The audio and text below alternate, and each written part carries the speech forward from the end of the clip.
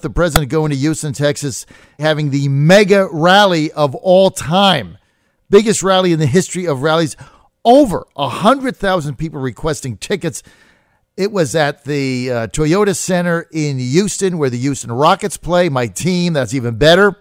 And I've been there many times seeing my Rockets play. And what an event that was for the president last night. Meantime, we got this caravan making its way to the United States. The president says no way, he's going to stop it. And the Democrats right now are the party of mobs and caravans. I mean, that's really what this has come down to. They want to talk about health care. Well, it's tough to do that when their solution is a $36 trillion price tag with mobs and caravans. It's unbelievable. Joining us now to break this down, Corey Lewandowski. He was the former campaign manager for the Trump for President campaign. He started it all. He's also now a noted author and a writer. His book, Let Trump Be Trump, best book written on the campaign. Buy that. You can buy it at Amazon, your favorite bookstore, etc., B. Dalton, wherever you go. Now, he's also got a new book coming out November 20th, Trump's Enemies from Within. He's going to name names of people still in the government, still in the West Wing, still in the White House, who are daily undermining President Trump's America First agenda. And he's joining us now. Corey Lewandowski, great to have you, Corey. John, I offer my condolences for your Astros. Just to start off, I'm very sorry we beat you so badly. But you know what? I get tired of winning, John. You you should get tired of winning. And I got to admit, Corey, that was an old-fashioned spanking you gave us. And after the first game that we won 7-2, I thought, you know what? We exposed their pen, and I think we're going to win this series of 5. I sent you a text. I said, you're never going to see Fenway again. They're not getting out of Texas, and it was quite the opposite. So I have to congratulate you. Well, you were right. You were right. We made the prediction, and you were absolutely right. We never went back to Fenway Park. You were absolutely right. And so now I'm looking forward to the World Series starting tonight. And look, this is a historic matchup of two teams that haven't met each other in almost 100 years in the World Series. So it's exciting. Yeah, it is exciting. Now, I'm only going to watch it if my son has it on and I happen to pass the TV, because as soon as the Astros were out, baseball season is over for me. I don't care. And although this should be a good series for people that are for baseball fans, but I'm still kind of hurting over the absolute shellacking we took at the hands of the Red Sox. And who the heck is Milton Bradley Jr.? Where'd this guy come from?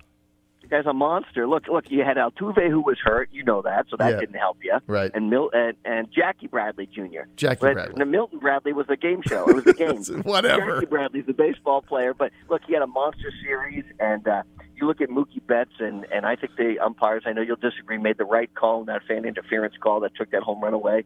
But look, I thought it was great baseball. It was fantastic to watch on my side, and a few times I kept sweating it in the ninth inning when the bases were loaded, but we ended up getting out a couple good wins, and so I'm excited about the series tonight. All right, well, good luck. And look, you had to go through the same razzing with me 12 months ago where we eliminated you in the first round, so I understand it. So good luck to your Red Sox. Let's get, Corey, to this caravan. This is a disaster right now. It's now up to 8,000 people. We just understand now it's up to 8,000. It's growing as it goes. It's like an invasion into the United States. The president said he's going to stop it. He's got a number of policies out there. What's the deal with this thing? Well, John, what we've seen now is that the three nations that have sent most of these people in the caravan receive just under $540 million in financial aid from our country and foreign aid. Those three major countries. And they don't seem to have done anything to prevent this caravan from either starting or preventing people from joining it. And I understand we are a welcoming nation, but you can't have 7,000 people walking to your borders and think that it's okay. This would never be tolerated in any other region of the world. Can you imagine for 1 second 7,000 individuals trying to walk their way into Israel? Or to pick a country, Germany, Saudi Arabia, Great Britain, whatever it would be, if they could do that, it would never happen. But the mainstream media says, well, these people need help, and they may need help. But there is a process to go about asking for asylum, whether it's political asylum or otherwise, and these people have chosen not to follow those rules. They want to bypass the rules, and they want to attempt to come into the country illegally. And now we're seeing, John, that this caravan is not a walking caravan of 2,000 miles. They now have vehicles that are driving them for certain portions of it. It's much more organized. We know there are dissidents in there clearly from Venezuela and other places, and we have to be very concerned from an intelligence and national security perspective of who is coming into our country that we don't know about. All right, Corey, the president over Twitter and at campaign rallies and in talking to reporters impromptu has said the following. He's going to withdraw U.S. financial aid to El Salvador, Guatemala, and Honduras. He's going to look at deploying the U.S. military, not the National Guard, to the border. He said he would be open to declaring a state of national emergency, and it goes on from there. And you mentioned we don't know who's in this caravan. There's been a lot of allegations that it's human traffickers are there, it's drug cartel people are there. What are the president's options now? Well, look, the first and most important job of any president of the United States is to protect his citizens from all enemies, both foreign and domestic, and he swears to the Constitution that he's going to do that. And part of that commitment is making sure that U.S. citizens are protected, and allowing 7,000 individuals who are undocumented to come into the country is not a protection. We are the most welcoming country in the world. We take 1 million immigrants a year into the country, more than any other country in the world. We are a nation of immigrants, but there is a proper way to do this.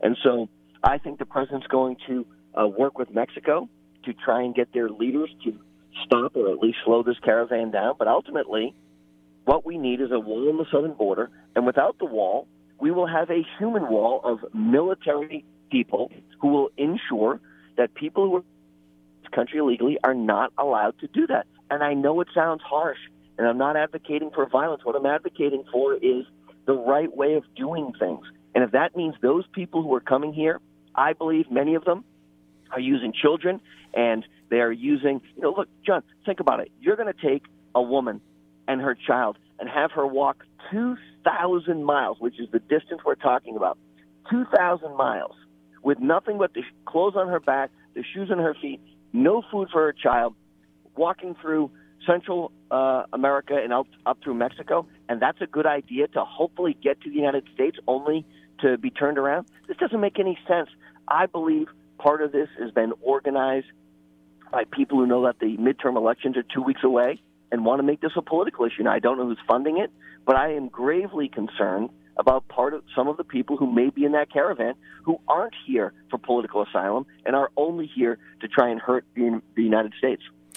So, Corey, is this going to backfire? I mean, if indeed it was set for or it was inspired for political reasons, right? So that we could get back to the narrative of kids in cages and zero tolerance and that fiasco that went down on that policy. Is this something that could actually backfire now on the Democrats? Well, I think it does backfire because if you remember, John, look, when Hillary Clinton was a U.S. Senator, she voted for a border wall, not a wall, but a fence. Okay, there was money that was supposed to be allocated for that. It was never completed. And what this president has asked for by both Republicans and Democrats was, give me the financial resources to allow me to build the wall on the southern border. And what the president offered, which I thought was very aggressive, was a pathway to citizenship for those individuals who are in the country through what they call no fault of their own, commonly referred to as dreamers. The president offered that in relation to give me the money for the wall, you give me the money, and we'll put a path forward. And the Democrats didn't get that done. They didn't want that done because they want to politicize this. And now that we're 2 weeks to the day from the midterm elections, the issue of immigration is at the forefront again. And from an issues perspective, I don't think it helps the Democrats because they have been soft on immigration and soft on open borders, and that's not where the American people are by and large. As we go into the midterms now, Corey, there's a new poll out by the Washington Post just today, and it's basically looked at not just the generic ballot, which has people running for Congress in Los Angeles and New York City, et cetera, with wide leads that influence that generic ballot, but it looked at the 50 most closest races, all toss-ups that are going to basically decide who controls the House of Representatives. And in this poll, the Post had to admit that all of the races that the Democrats were leading had tightened, and now Republicans are either tied or ahead, and the tide in the districts that matter was turning in the direction of the president and his party. And the Wall Street Journal reported yesterday that the president's approval rating is up to, get this, 47%, right? That's up dramatically from where it was just not that far back. How do you read this? Well, John, it's clearly a good sign for the Republicans. They have some wind at their backs. If you look at historical perspectives, this president is now more popular at his first midterm than many others going into their midterms, including Barack Obama, but the media doesn't want to say that. They don't want to talk about that narrative. It almost always gets glossed over. But your earliest point on this topic is the most important. In the places where the Democrats were supposed to win in a walk, in seats where they knew that they had good candidates and they were going to lock up those elections and pull away early, they haven't been able to do that. And in the competitive Republican districts, I just think of Virginia, whether it's David Bratt or Scott Taylor or Barbara Comstock, in the races where the Republican seats, we see them not only holding on, but expanding some leads in places with 2 weeks ago. By and large, not on an every case basis, Republicans are in a better position today than they were just last week. And what that means is voters are coming home. They're seeing the more money in their paychecks. They're seeing more money in their bank accounts. They're seeing more job opportunities, and they know what's at stake in the November elections, which is returning a majority to give us less regulation, more tax cuts, and an opportunity to grow our businesses, or going back to the way it used to be, which is putting a majority in place which wants to overburden you with government rules and regulations and believes that the government is the solution to your problems. So I think people are realizing it. They're squarely focused now, and part of the reason that they're squarely focused is the Trump-Pence team has been on the road campaigning all over the country in key congressional districts, key Senate races, to make sure the voters know exactly what's at stake in 2 weeks. You're with the John Fredericks Radio Network. You're Godzilla of the Truth in America. We're with Corey Lewandowski. He is the author. He's now an author. It's kind of amazing. Corey, you went from campaign manager to Trump for president to an author. He's written the best-selling book, Let Trump Be Trump, a must-read on the campaign. You can buy that at B. Dalton. You can buy it at Amazon, your favorite bookstore. You can buy it wherever you want. So it's really neat. And he's also coming out with a brand new book on November 20th, Trump's Enemies from Within. And he's going to be naming names about some of the shenanigans that goes on in the White House every day. And he's also with Vice President Mike Pence Political Action Committee, which is a hard money pack. And so he's traveling with the VP around the United States, trying to win as many key congressional and Senate races as they can. Corey, there was an article yesterday published in the New York Times about an altercation between yourself and John Kelly, Chief of Staff, back in February, where they alleged that he grabbed your necktie, which seemed kind of odd to me. It doesn't seem like the kind of guy that would do that. Is that fake news or is that real? You know, John, it's amazing. They're talking about something that may or may not have transpired from 8 or 9 months ago, right? I've got a very good relationship with John Kelly. I work with John Kelly on behalf of the president to make sure that the president's agenda is being implemented. I do it from the outside. John does it from the inside. And we've agreed to work together very closely to make sure that the Trump-Pence agenda continues to get implemented. So, you know, the stories of chaos in the White House are clearly overblown. The stories of mayhem is just not true. And this is one of those narratives that the media wants to talk about because it suits their agenda as opposed to what's really going on, which is more Americans back to work, more people working now than ever before in our history, the lowest unemployment rate for African Americans and Hispanics in recorded history, the lowest unemployment rate for women in 65 years. That's what the American people care about, and everything else is just salacious, rumors and innuendo. Let's get to the Khashoggi affair. President Trump yesterday, Corey, saying that he was not particularly convinced about the Saudi narrative. What happens now? Look, I don't think there's any questions that the Saudi have responsibility for what took place to Khashoggi.